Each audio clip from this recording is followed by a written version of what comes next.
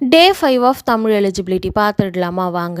First question, 3 வகையான சங்குகள் எவை? Option B வெண்சங்கு, சஞ்சலம், பாஞ்சசன்யம். நெக்ஸ்ட் கொஷின் ரொம்ப இம்பார்ட்டன்ட், ஒரு சொல்லோ சொற்சொடரோ இரு பொருள்பட வருவது எது? ஆப்ஷன் சி ஸ்லேடை அணி, இரட்டுற மொழிதல் அணி. ஓகேங்களா. நெக்ஸ்ட் கொஷின், சந்த கவிமணி என குறிப்பிடுபவர் யார்? ரொம்ப இம்பார்ட்டன்ட்గా option C Tamizhazhaganar.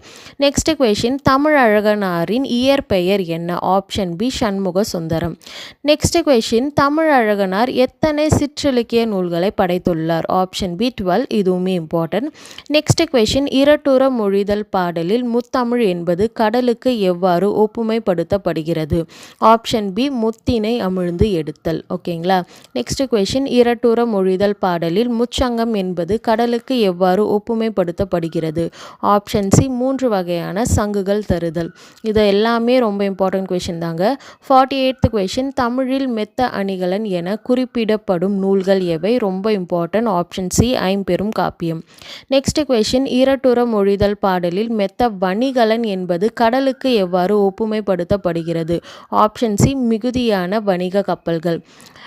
Next question, இரட்டுற மொழிதல் பாடலில் சங்கத்தவர் காக்க என்பது கடலுக்கு எவ்வாறு ஒப்புமைப்படுத்தப்படுகிறது? ஆப்ஷன் சி நீரலையை தடுத்து நிறுத்தி சங்கினை காத்தல்.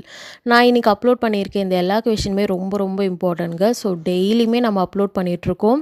நம்மளுடைய பேஜை மறக்காமல் சப்ஸ்கிரைப் பண்ணிக்கோங்க. அண்ட் உங்களுக்கு தமிழ் எலிஜிபிலிட்டி 10th மட்டும் வேணும்னா நம்மக்கிட்ட எம்சிக்யூ மெட்டீரியல் அவைலபிளுங்க. ஜஸ்ட் 250க்கு நம்ம ப்ரொவைட் பண்ணிகிட்ருக்கோம். வேணும்னா நீங்கள் பர்ச்சேஸ் பண்ணிக்கலாம்.